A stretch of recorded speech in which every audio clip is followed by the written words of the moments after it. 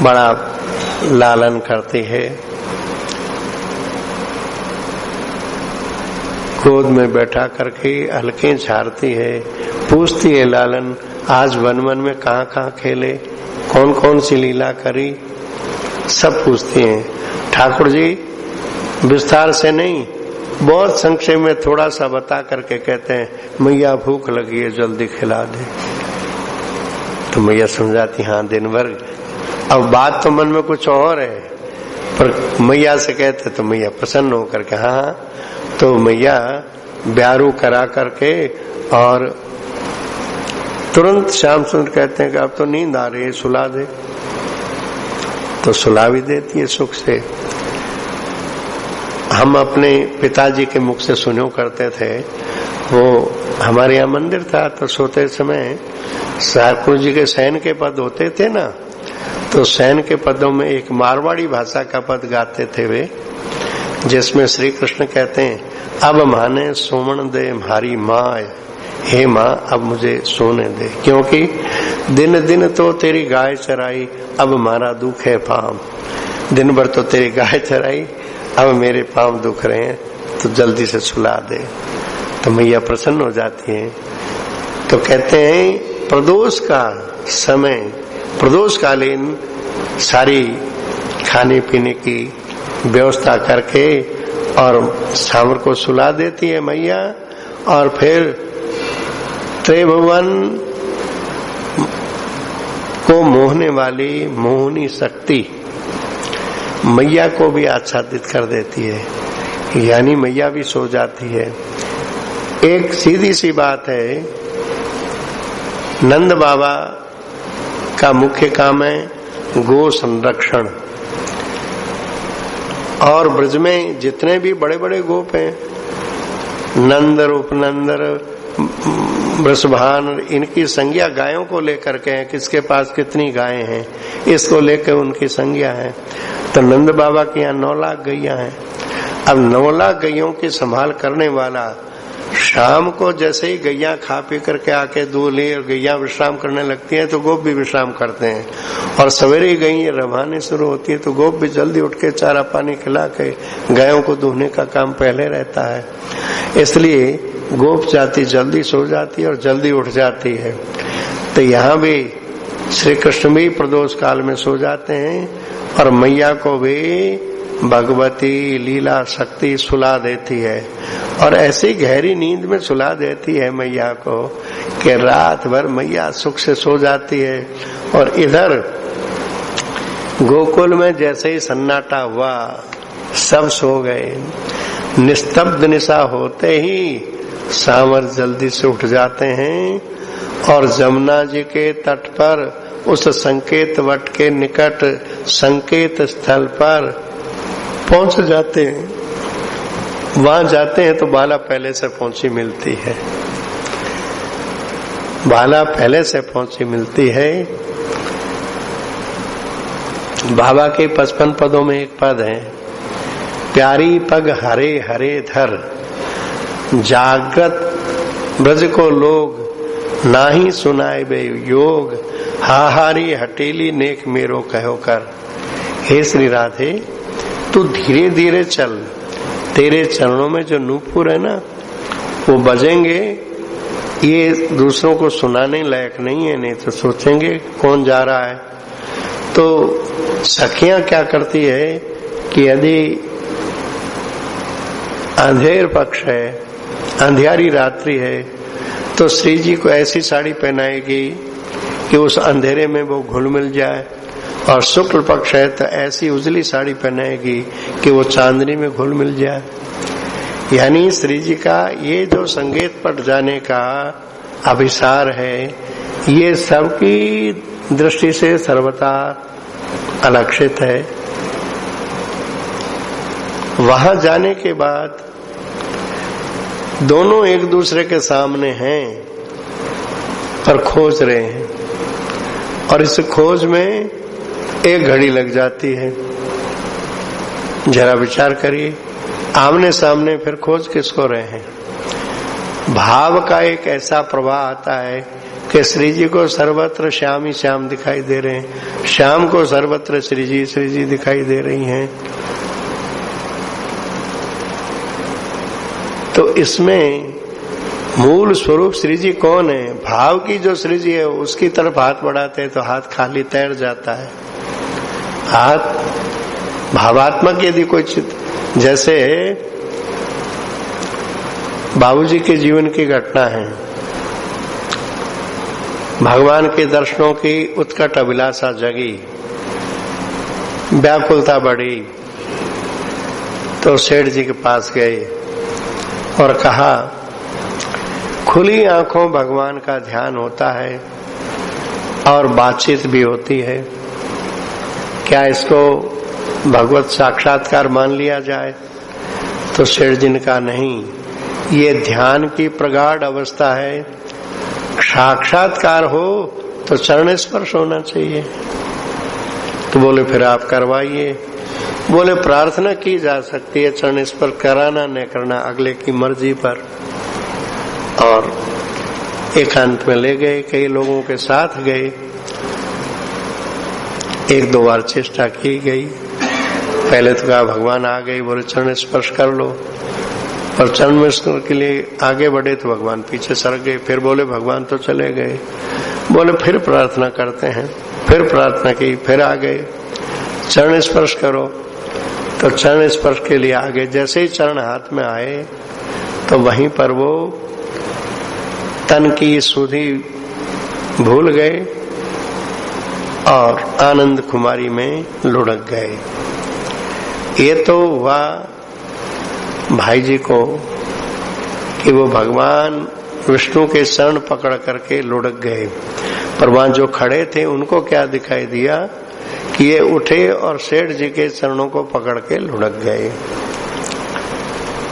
पूज्य बाबा कहते थे कि सेठ जी ऐसे महापुरुष थे, नारायण स्वरूप थे।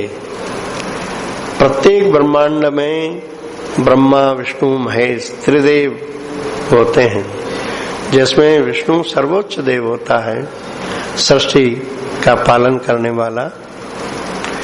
उस सर्वोच्च देव के ही अंशावतार थे श्री सेठ जी, ऐसा बाबा कहते थे। इसलिए भगवान विष्णु का दर्शन उन्होंने अपने इस विग्रह में ही करवा दिया। तो भाई जी को तो दर्शन हो रहा है विष्णु भगवान के, और चरण स्पर्श करके लुढ़क पड़े, और लोग देख रहे हैं कि सेठ जी के चरण पकड़ के लुढ़क पड़े। तो लोग कुछ भी देखें, वस्तुतः सेठ जी कोई उनको प्राकृत मानना ही भूल है। प्राकृत दिख रहे हैं पर प्राकृत नहीं है, क्योंकि भगवत प्राप्त संतों में एक ऐसी विलक्षणता आ जाती है कि वो देखते तो प्राकृत जैसे ही हैं, पर दिव्यता ऐसी छा जाती है कि जिसी को लेकर के भक्तमाल में भी नाबाजी कहते हैं, भक्ति भक्त भगवंत गुरु चतुर्नाम बपु एक, इनके पद वंदन की नासत विघ्न अनेक। ऐसे ही श्री गोस्वामी जी महाराज कहते हैं, संत भगवंत अंतर निरंतर किमिपि नहीं कह दास तुलसी। संत और भगवंत में किंचित मात्र भी अंतर नहीं होता, वे भगवत स्वरूप ही होते हैं। बाबा प्रेम सत्सुधा माला में इस बात को और स्पष्टीकरण करते हुए कहते हैं, भगवान तो कृपा करके किसी को दर्शन देंगे तब ठीक ठीक आप उनका ध्यान कर पाएंगे। पहले तो अपनी सुनुई वृत्ति के अनुसार आप कोई आकार निश्चित करके उसका ध्यान करते हैं, पर संत के लिए तो ऐसी बात नहीं है। संत को तो आप आंखों से देखते हैं। संत के इस प्राकृत शरीर का भी आप ध्यान करेंगे तो भगवान उसे अपना ध्यान मान लेंगे। अतः अनन्य ममता विष्णु हो, इसकी जगह आप अनन्य ममता संत चरणेषु कर लेंगे, फल एक ही होगा। भगवान के अवतार विग्रह में जो कल्याण गुणता होती है वही कल्याण गुणता भगवत प्राप्त संतों के श्री विग्रह में होती है। अंतर इतना ही होता कि भगवान का श्री विग्रह पांच भौतिक नहीं होता, संत का शरीर पांच भौतिक होता है, पर भगवत प्राप्ति के बाद उस पांच भौतिक शरीर में भी वो दिव्यता आ जाती है कि जैसे वृंदावन की धूल, पेड़ दिखते तो पेड़ और धूल जैसे ही हैं, पर उस धूल और उन वृक्षों में वो कल्याण गुणता है कि ब्रजरज का स्पर्श हो जाए तो सद्गति प्राप्त हो जाए। ऐसे ही किसी की चिता जल रही है और किसी संत की दृष्टि पड़ जाए तो उसकी सद्गति हो जाए। ये दिव्यता संत के अंदर कहाँ से आई? बोले भगवान ही आकर के वहां उसके देह के धर्मी बने हुए, इसलिए भगवत्ता वाले गुण उसमें उतर आए। तो यहाँ ये एक दूसरे को खोज रहे हैं, उनको चारों तरफ अपना ध्येय विषय दिख रहा है। श्री कृष्ण को श्री राधा ही राधा दिख रही है, राधा को श्री कृष्ण ही कृष्ण दिख रहे हैं। ऐसी स्थिति में एक घड़ी में जा करके भाव समित होता है, तब सामने अरे तो सामने है, तब एक दूसरे के गले लग पाते हैं, भुजाओं का बंधन लग पाता है। उस समय जो सखी खड़ी खड़ी उनके खोज और मिलन को देख रही थी, उसने रस के मर्म को समझा कि रस क्या चीज होती है, भाव क्या चीज होती है, वो प्रत्यक्ष अनुभव कर रही है। अब जब मिल लिए, अब यमुना जी के उस पार चल के उनको लीला करनी है, क्योंकि इस पार तो कोई भी ब्रजवासी आ सकता है, अतः यमुना के उस पार चल करके नित्य रास होना है। तो गलबाई दिए हुए ही चांदनी रात में धीरे धीरे यमुना जी को पार करते हैं पैदल। यमुना जी को पार करना पैदल, तो कहते हैं यमुना जी भी तो इन्हीं की रुचि का अनुसरण करती हैं। बाबा एक पंक्ति गवाया करते थे यहाँ हरिवल्लभ जी से, दादा गाओ। श्री जी कह रही हैं, कालिंदी धीरे बहो मेरे प्रीतम उतरेंगे पार। इस पंक्ति को कई बार गवाते, क्योंकि बाबा ने तो वो लीला देखी नहीं है, उस लीला में सम्मिलित हुए हैं। कालिंदी धीरे बहो मेरे प्रीतम उतरेंगे पार। जमुना जी से जैसे ही कहा तो जमुना जी का जल घट करके टखने मात्र रह गया। अब टखने टखने जल में गलवाई दिए हुए आराम से पार हो गए। तो कहते हैं जिस समय गलवाई दिए हुए हंसते हुए जमुना के उस पार उतरते हैं, उस समय उन दोनों की हंसी और उनके मुख की सुंदरता का वर्णन करने की सामर्थ्य वाणी में नहीं है।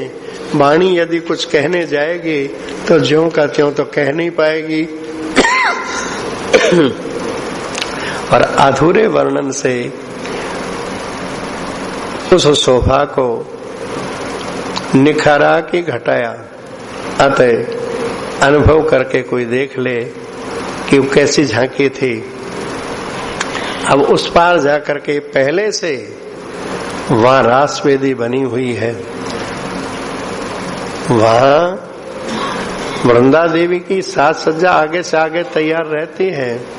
तो वो ऐसी रास वेदी है जो सोने की बनी हुई है, चमचम कर रही है, और उसके वितान तानने के जो खम्भ हैं वे भी सोने के हैं, और उन खम्भों में कुछ पक्षियों की आकृतियां लगी हुई है तो वे सबके सब नकली पक्षी, पर देखने में बिल्कुल असली दिख रहे हैं। और हवा के द्वारा वे कूज रहे हैं, हवा लगती है तो उनमें पक्षियों की बोली आ रही है। उसको जाकर के ठाकुर श्री जी छू छू के देखते हैं, खिलखिला के हंस पड़ते हैं कि वाह वृंदा ने क्या साज सजाया है। ठाकुर मतलब बाला और सांवर भी अचंभित रह जाते हैं इस साज सज्जा को देख करके। इतनी सुंदर वो रास वेदी है। सहचरियां, साजबाज सब पहले से तैयार करके रखे हैं।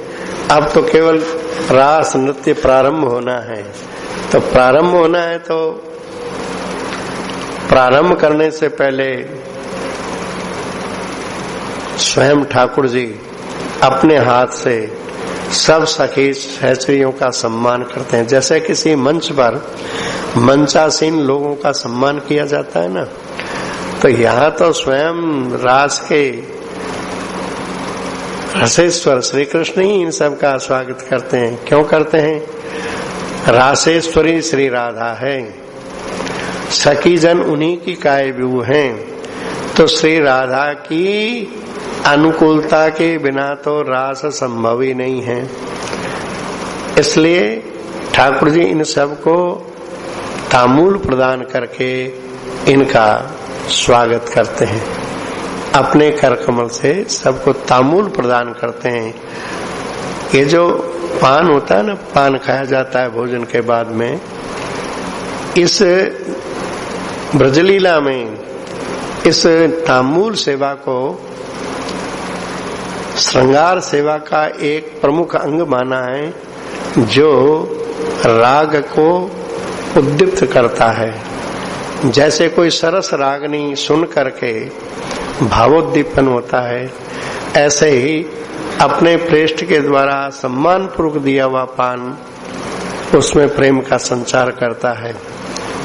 मंदिरों में भी भगवान के जब पान बीड़े का भोग लगता है और किसी भक्त को कोई पान बीड़ा दिया जाता है, तो उसको यदि वो जानता है तो उसको लगता है कि ठाकुर जी ने मेरा बहुत बड़ा सम्मान कर दिया। बरसाने में लोग जाते हैं दर्शन करने, तो कई तो ऐसे भावुक होते हैं जो पुजारी से पहले कहते हैं हमको पान बीड़ी मिलनी चाहिए, श्री जी की पान बीड़ी मिलनी चाहिए। और वो पान बीड़ी ऐसी होती है कि वो ले जाता है अपने घर तक और उसका थोड़ा थोड़ा अंश कितनों को जाने बांटता है। तो यहाँ पर भी ठाकुर जी रास प्रारंभ करने से पहले तामूल अर्पित करते हैं और इसके बाद सखियों की मुद्राएं अपने अपने साज पर सावधानी की हो जाती है।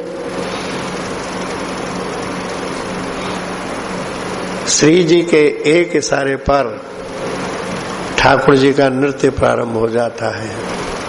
एक इशारे पर नृत्य तरास में गोपाल। अब इस छंदों पर रास के पद यदि गाने लगे तो कोई एक दो पद थोड़ा ही है, एक से एक बढ़ करके रास के पद हैं। और वो रास नृत्य कब तक चला? बोले इसके भी खाली इतना ही कह दिया कि वो ब्रह्म निशा हो गई। अरे ब्रह्म निशा कैसी होती है? कल बताया ना, ब्रह्मा जी की रात कितनी बड़ी होती है? 4 अरब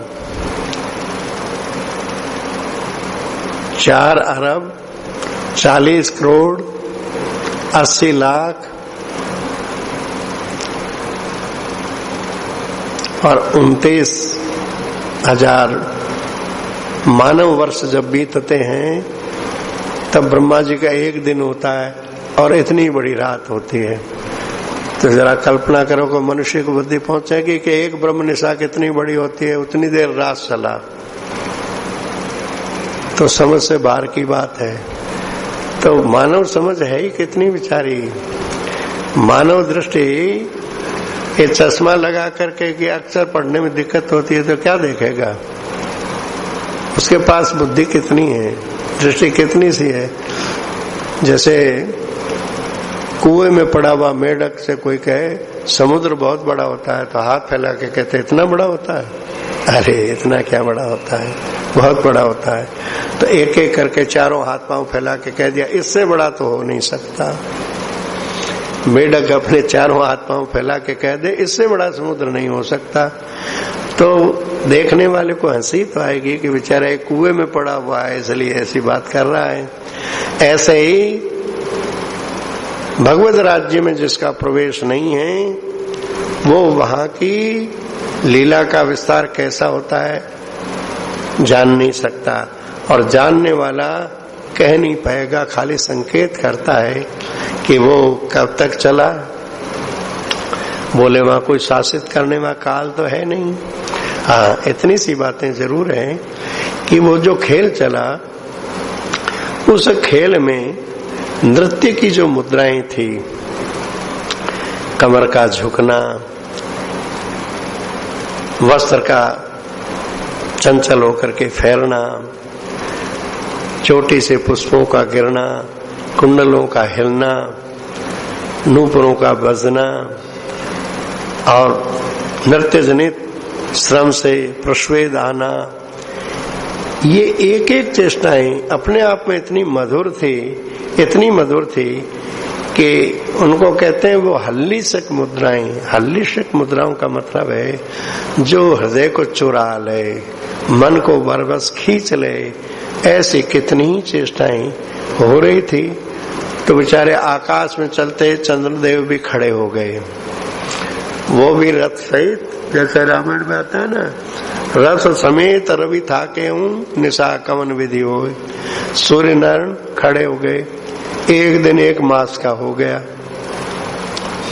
ऐसे ही आज चंद्रमा आकाश के बीच में स्तब्ध होकर के खड़े हो गए इस रास नृत्य को देखने के लिए। वो मुग्ध भाव से देख रहे हैं कि बाला और सांवर नाच रहे हैं,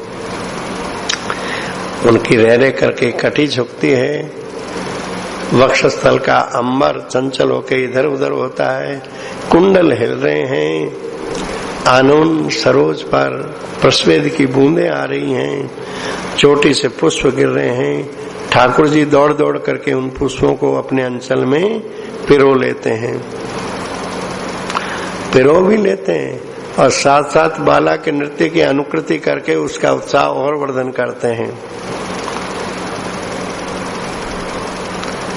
जब जो मुद्रा नृत्य की श्री जी लेती है, ठाकुर जी वैसी ही अनुकृति करके श्री जी का उत्साह वर्धन करते हैं। श्री जी को लगता का ये नटवर नागर है ना, तो नागर चतुर, कितने चतुर हैं कि मैं कितनी ही विकट गति क्यों न लूं, ये जो कि त्यों उसकी अनुकृति कर देते हैं।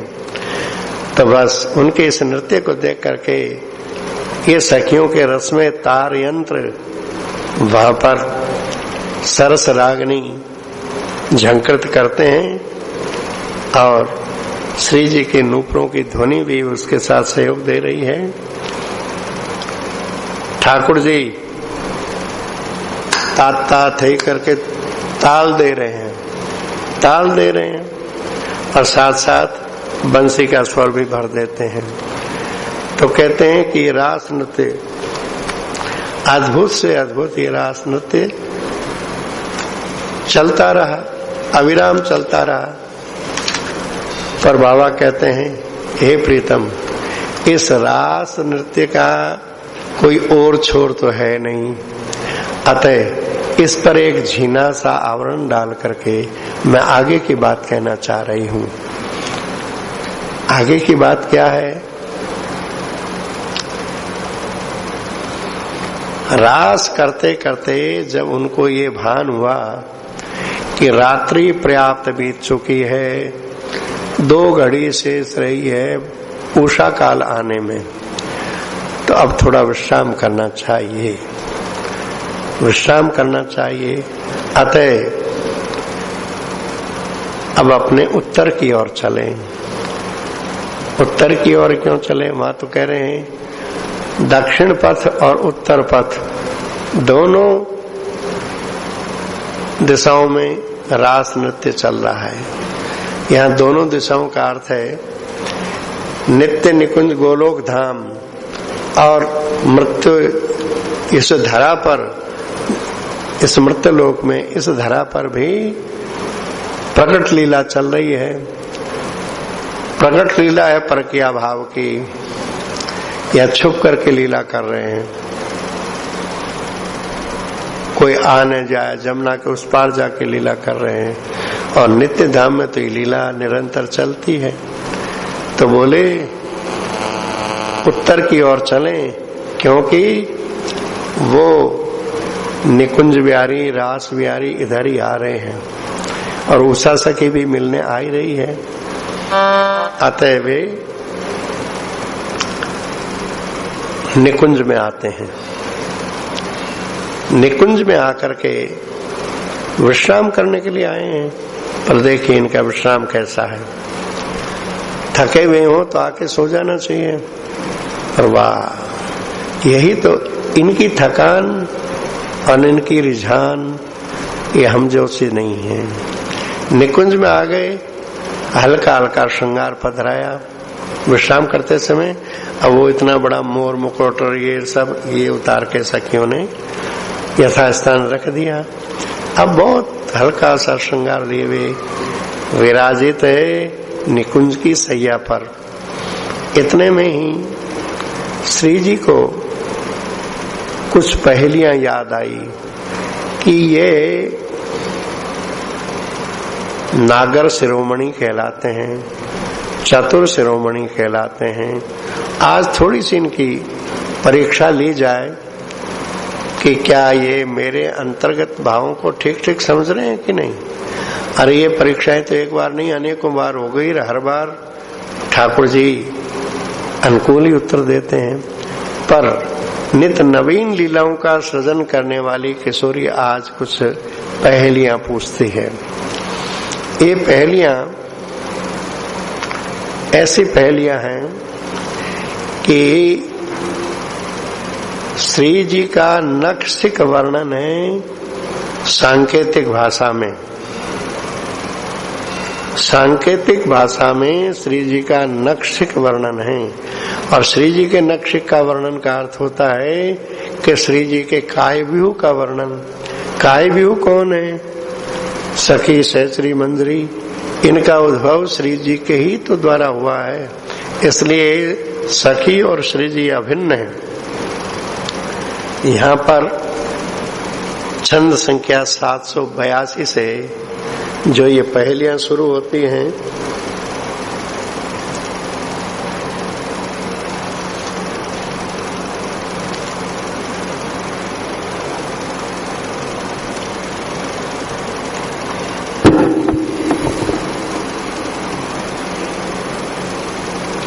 श्री हरे नमः।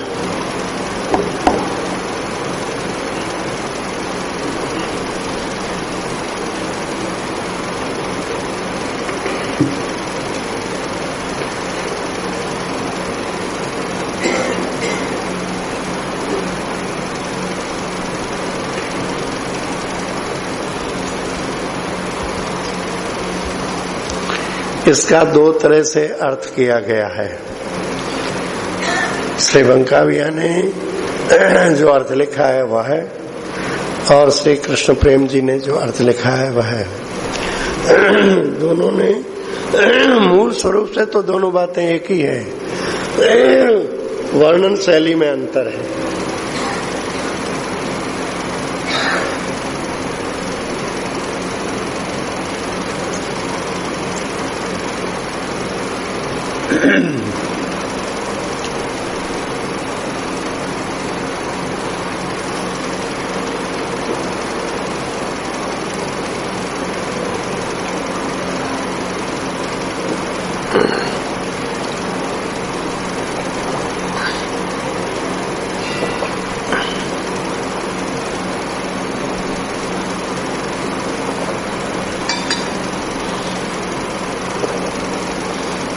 दो चार मिनट कीर्तन कर लें, तब ये इसमें कोई बटन दब जाता है तो अपने आप बजना शुरू हो जाता है।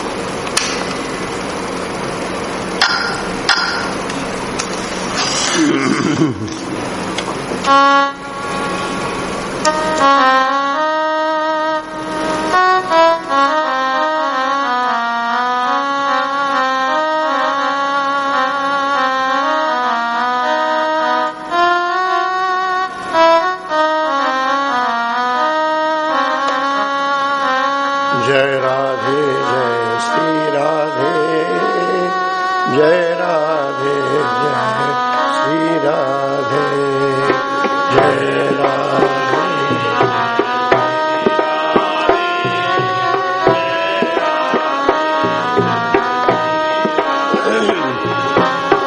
जय राधे जय श्री राधे, जय राधे जय श्री राधे।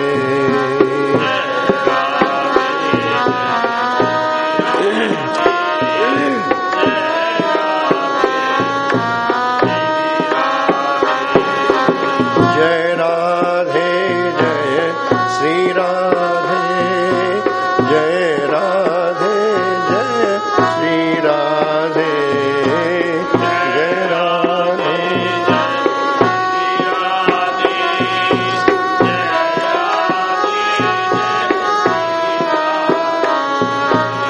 जय राधे जय श्री राधे, जय राधे जय श्री राधे, जय राधे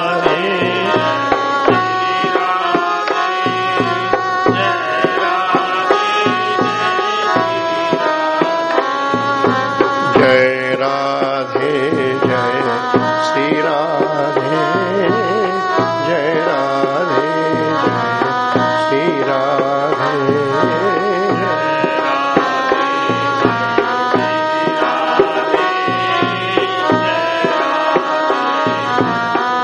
श्री राधे।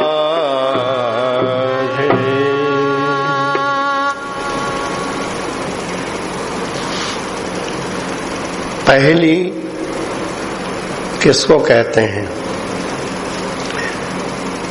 बात घुमा के कहना, सीधी सीधी न कह करके घुमा करके बात कहना। उदाहरण के तौर पर एक पहली सुनाता हूं।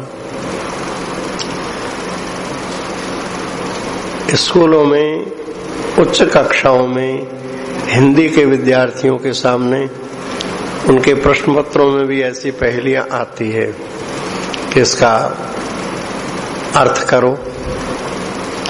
एक पहेली है और भगवान श्याम सुंदर की रास लीला में तो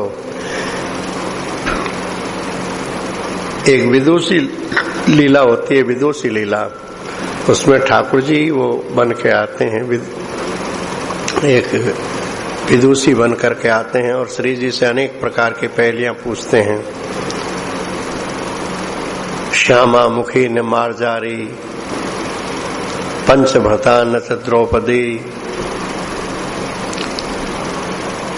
यह जाना थी स पंडिता, ऐसे करके प्रश्न पूछती हैं। ऐसे एक पहेली है, अजा सहेली ता रिपु ता जननी भरतार, ताके सुत के मीत को भजिए बारंबार। अब अर्थ कीजिए। तो अच्छे सूरदास जी के पदों में बहुत पहेलियां हैं। अब इन पहेलियों को सुलझाने के लिए बुद्धि पर जोर दीजिए, तो बहुत ही कोई चतुर होगा तो अर्थ निकाल लेगा, और नहीं तो कहेगा भाई हमारे समझ में नहीं आया। अजा सहेली, अजा कौन? अजा माने बकरी, बकरी की सहेली कौन? भेड़। भेड़ और बकरी साथ साथ रहते हैं, तो अजा की सहेली हुई भेड़। बोले भेड़ का शत्रु कौन? अजा सहेली ता रिपु, शत्रु कौन? बोले कांटे। उसके शरीर पर बाल होते हैं, तो वो झाड़ियों में घास चरने जाती है तब कांटे उसके बालों में गुथ जाते हैं। आप जंगल में चरने वाली भेड़ों को देखिए कि उनके बालों में बहुत कांटे भर जाते हैं।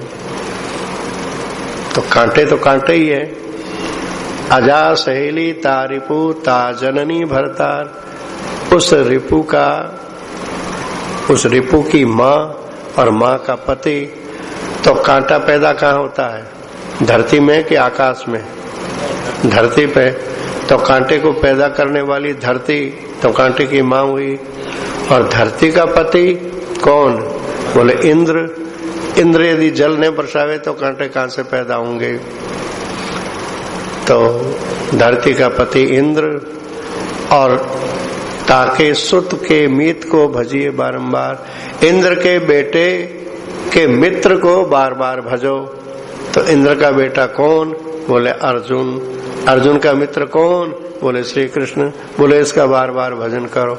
अरे सीधी सी बात तो इतनी ही थी कि श्री कृष्ण का भजन करो।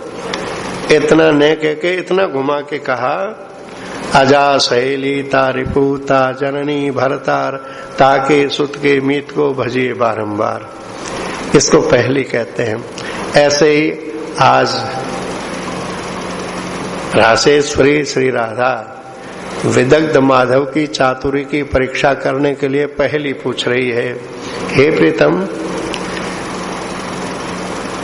बताओ वो कौन है जो अत्यंत स्निग्ध है,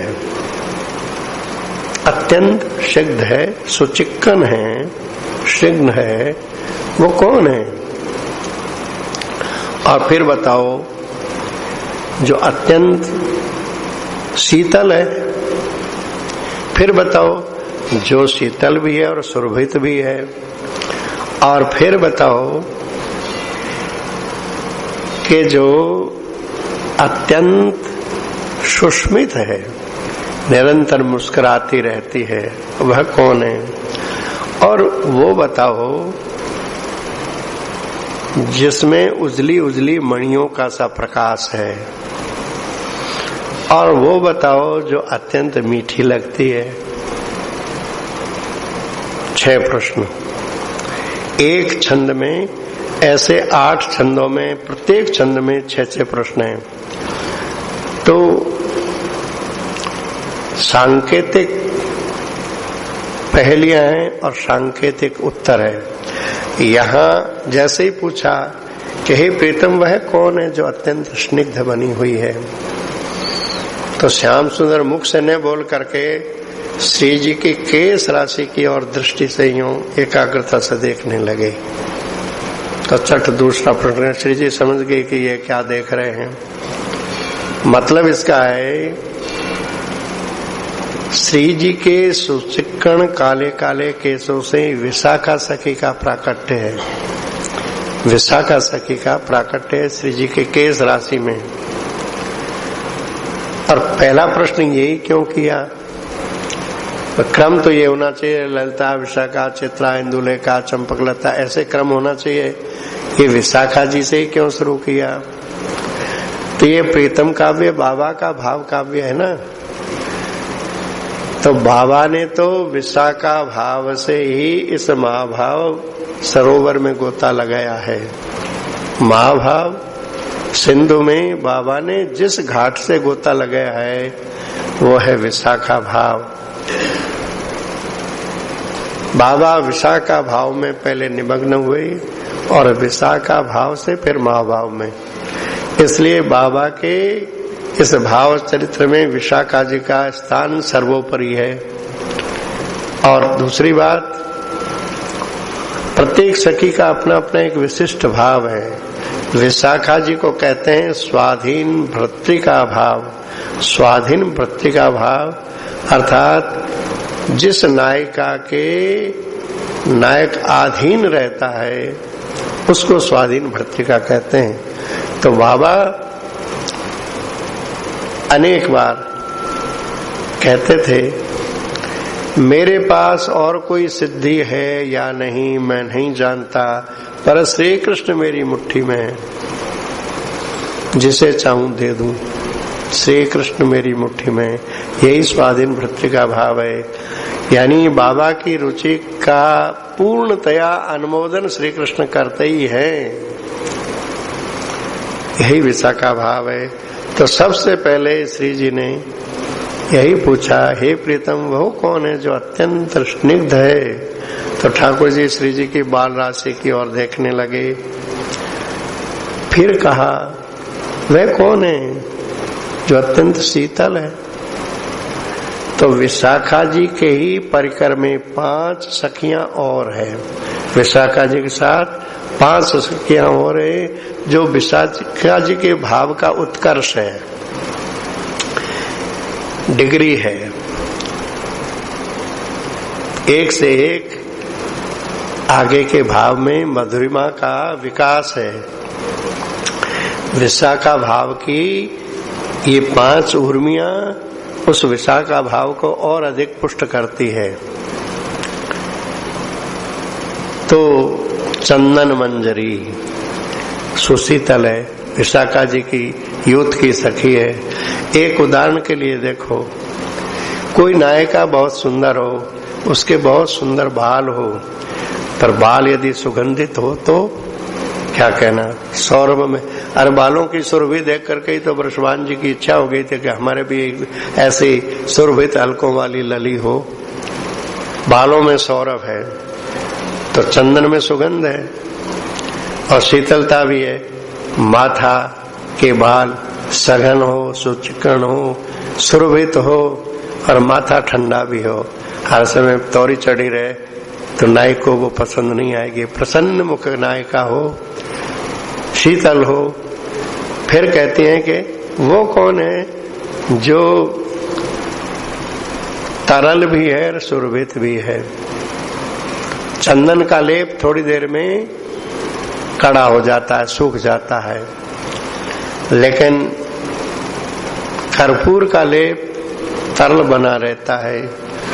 तो तीसरी के लिए कहा कि वो कर्पूर मंजरी है।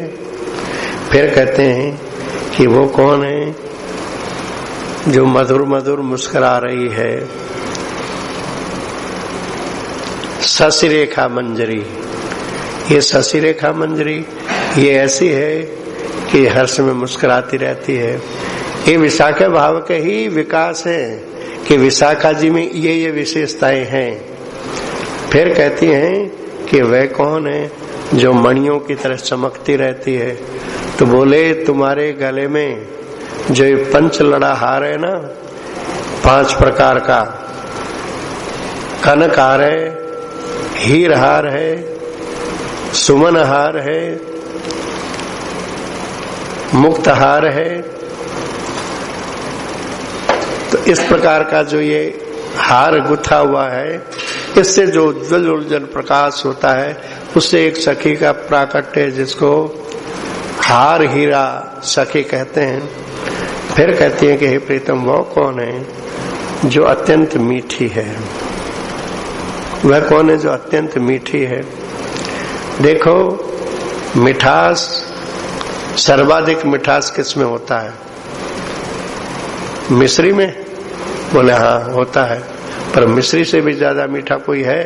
बोला हाँ है। यदि कोई बहुत ही स्वर में संगीत की तान छेड़े तो महाराज मिश्री तो धरी रह जाएगी, आह कर बैठे वाह। तो वो कौन है? बोले मधुमती मंजरी। ये मधुमती मंजरी जब वीणा लेके गाने लगती है तो जैसे सपेरे की बीण बनती है तो सांप ऐसे से डोलता है, ऐसे श्याम सुंदर की गर्दन यूं होने लगती है और बलिहारी जाते हैं। मधुमती की उस गायन पर, उस वीणा की ध्वनि पर ठाकुर इतने रीझ जाते हैं। ये 5 जो सखी सहचरियां हैं, ये विशाखा भाव की एक से एक बढ़कर के उत्कर्ष को दिखाने वाली है। इसलिए 782 छंद में सर्वप्रथम अच्छा उत्तर ठाकुर जी किसी का बोल के नहीं देते हैं। पूछा और ठाकुर जी ने उस तरफ देखा तो श्री जी इतना ही कहते, समाधान मिला।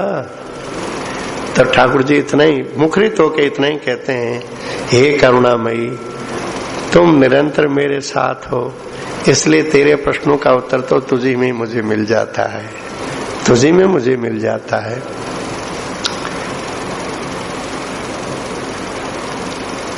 अब अगला प्रश्न, उसमें भी 6 प्रश्न है। विशाखा जी से शुरू करके अब ललिता जी की नंबर लेती हैं। तो कहते हैं, हे प्रीतम वो कौन है जो अरुण है? अरुण है। फिर कौन है जो जीवन का जीवन है? और वो कौन है जो लावण्य की निधि है? लावण्य की निधि है, सुंदरता की निधि है। और वो कौन है महाराज जो मुख में ही बसती है? बताओ, मुख में बसती है, वो कौन है? और महाराज वो कौन है जो अमल बूंदों वाली है। अरे वो कौन है प्रभु? जो सुचिन्हित है, जिसकी आकृति केवल चिन्हित होना है। बताओ कौन है? अब ठाकुर जी एक एक बात के लिए जैसे कहा कि वो कौन है जो अत्यंत अरुण है, तो श्री जी के अदरोष्टों की ओर देखने लगे। श्री जी के अदरोष्ट लाल लाल है ना, ललिता जी का प्राकट्य स्थल वही है। श्री जी के अदरोष्टों से ही ललिता, और ये खंडिता भाव की प्रतीक है ना, तब खंडिता भाव शासन करने वाला भाव है। किसी को गुस्सा आता है तो क्या करता है? होठों को दांतों से दबाता है। अर्थात होठ लाल, ये रजोगुण, दांत सफेद सत्वगुण। तो ललिता जी शासन तो करती है पर विवेक पूर्वक करती है। ऐसा गुस्सा नहीं करती कि गुस्से में होश ही खो जाए। लखनलाल जी को भी गुस्सा आता है, पर गुस्से में भी कहते हैं राम जी आपके चरणों की शपथ करके कहता हूँ, ऐसा न करूं तो धनुष कभी उठाऊंगा ही नहीं। वो ये होश है ना, आपके चरणों के बल पर, आपके चरणों की शपथ से कहता हूँ। ये जोश होना बुरी चीज नहीं, पर जोश में होश रहना ये बहुत बड़ी बात है। तो ठाकुर जी से जैसे ही पूछा वो कौन है जो अरुण है, तो ठाकुर जी श्री जी के होष्टों की ओर देखने लगे। समझ गई कि मेरे भाव को समझ रहे हैं। फिर कहते हैं कि वो कौन है जो जीवन का जीवन है। ये कहते ही श्री जी ने जो बुलाक पहन रखी ने बेसर, उसकी तरफ देखने लगे। ये बेसर क्या चीज है? ये मंजू श्यामा का प्राकट्य इसी बेसर से है। मंजू श्यामा के नित्य निवास स्थली है श्री जी की बेसर। और बेसर दाहिने और बाएं दोनों नाकों का जो प्राणवायु है उसका स्पर्श करती है। तो मंजू श्यामा ही एक ऐसी है जो ठाकुर जी और श्री जी को दोनों को संभालती है, दोनों को संभालती है। मंजू श्यामा के बिना लीला अधूरी रह जाए, इसलिए श्री जी कहती है वह कौन है जो जीवन का जीवन है, इसके बिना तो कोई खेल ही नहीं होता। तो ठाकुर जी बेसर की तरफ देखने लगते हैं, श्री जी समझाती हैं। फिर कहती हैं वो कौन है जो लावण्यता की निधि है, सुंदरता की निधि है। तो ललिता जी के परिकर में एक सखी का नाम है रूप मंजरी। रूप देखना हो तो इसका देखिए, इसके सामने सबके रूप को ये फीका कर देने वाली रूप मंजरी। और महाराज वो कौन है जो मुख में ही बसी रहती है, मुख में ही बसी रहती है। कहते ही ठाकुर जी जो है श्री जी के मुखार बिंद की ओर देख रहे हैं। इस दृष्टि से मुख में लवंग रखा जाता है ना, मुख को सुवासित करने के लिए, तो उस लवंग से ही लवंग मंजरी का प्राकट्य है। वो वहीं बैठी है, तो बैठी नहीं, वो गई तो अपनी कुंज में है, पर जब अपने अपने कुंज में जाती है, निवृत्त कुंज में केवल ठाकुर जी श्री जी रहते हैं, तो ये सखियां अपने मूल स्वरूप में आकर के विराजित हो जाती है। इसलिए कहते हैं निवृत्त कुंज की लीलाएं और कोई नहीं जानता, पर सखी सब जानती है। क्यों? सखी मूल स्वरूप से तो वही है। बाकी इनके अलग अलग माता पिता भी है, इनके कुंज भी है, इनकी सेवाएं भी हैं।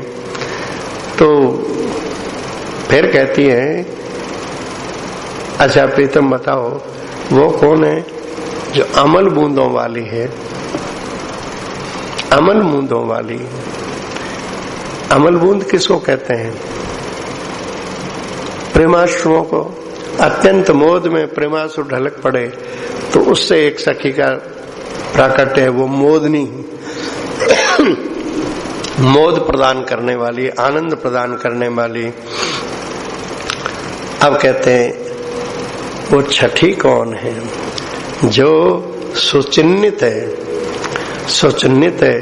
तो अब ठाकुर जी श्री जी के वक्षस्थल की ओर देख रहे हैं, इस भाव से देख रहे हैं कि तुम जो ये कंचुकी पहने हुई हो, कंचुकी कसती हो तो कंचुकी बंधों से जो चिन्ह बन जाते हैं, अभी कोई रस्सी कसी जाए थोड़ी देर वहां रखो तो जैसे घड़ी पहनते उतारने पर वहां पर चिन्ह बना दिखता है, ऐसे ही श्री जी जो कंचुकी पहनती है, कंचुकी के बंधों का जो चिन्ह बनता है, उस चिन्हों से जो प्रकट हो जाती है उसका नाम है माधवी मंजरी।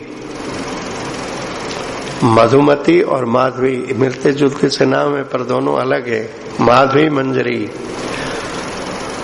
मेरे प्रश्नों का उत्तर मिला? ठाकुर जी कहता है, हे करुणामयी तुम निरंतर साथ हो तो उत्तर क्यों नहीं मिलेगा? मुझे सारे उत्तर तुम्हारे अंदर ही दिखाई पड़ रहे हैं। समय सीमा पहुंच गई है, शेष भाग को कल कहने का प्रयास करेंगे। आज सोचा था कि अष्टम पूरा हो जाए, पर भागा दौड़ी से अच्छा नहीं लगेगा। यद्यपि ये इतनी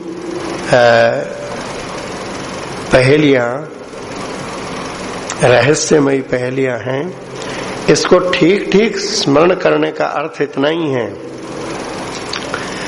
यदि कोई उपासक, श्री राधा माधव का उपासक, श्री जी की पूर्णतया अनुकूलता चाहता हो तो श्री जी के समग्र स्वरूप का ध्यान करे। श्री जी ने क्यों अपने रोम रोम से इतनी सखियां प्रकट की? श्री जी की एक ही अभिलाषा है कि मैं अपने रोम रोम से प्राण प्रीतम श्री कृष्ण को अत्यधिक सुख प्रदान कर सकूं। एक तन से यह काम नहीं होगा, अनेक तन बना लूं। नागरीदास जी का एक पद है जिसमें वो कहते हैं, जो मेरे तन होते दो तो मैं काहू से कछुन कहतो, मोते कहतो कछुन को।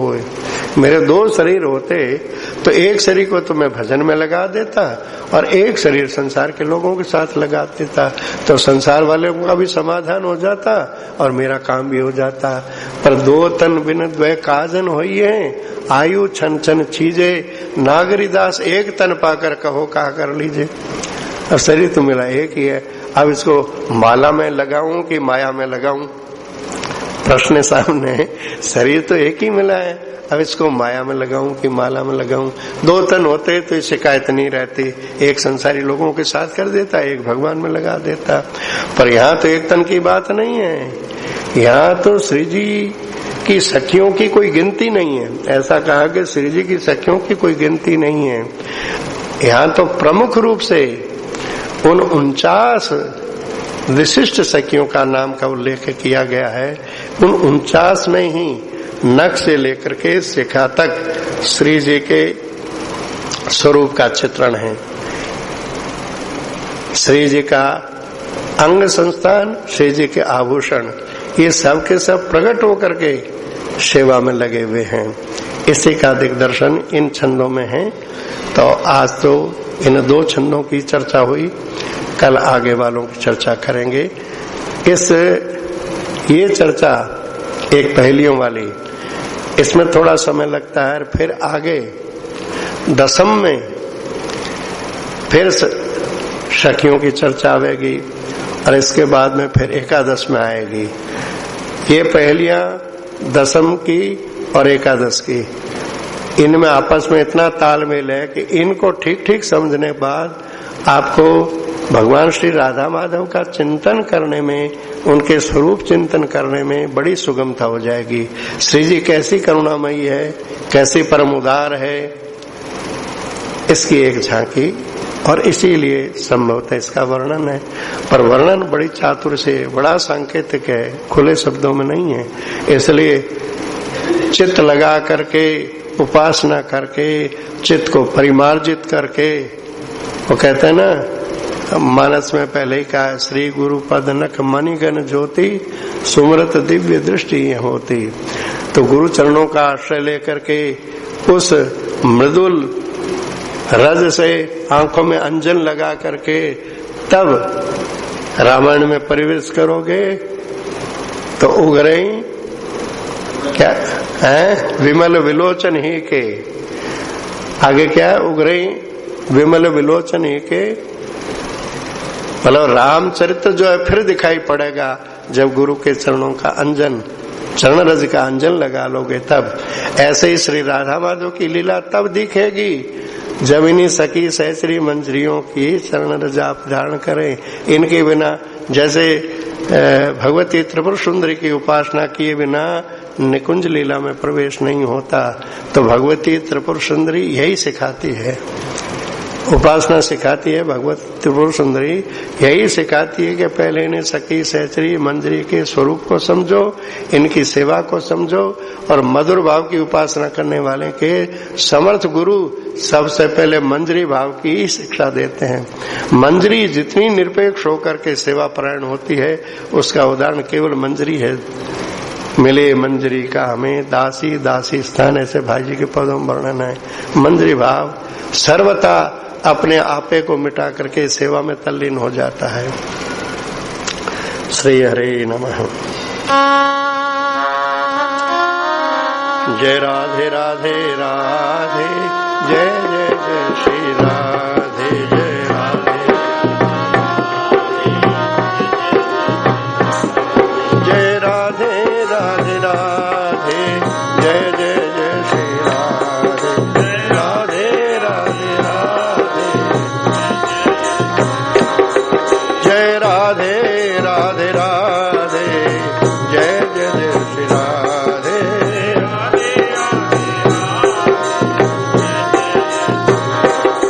जय राधे राधे राधे, जय जय जय श्री राधे।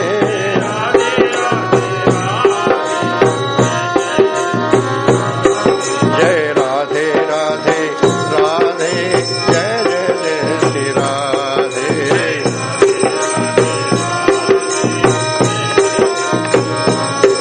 जय राधे राधे राधे।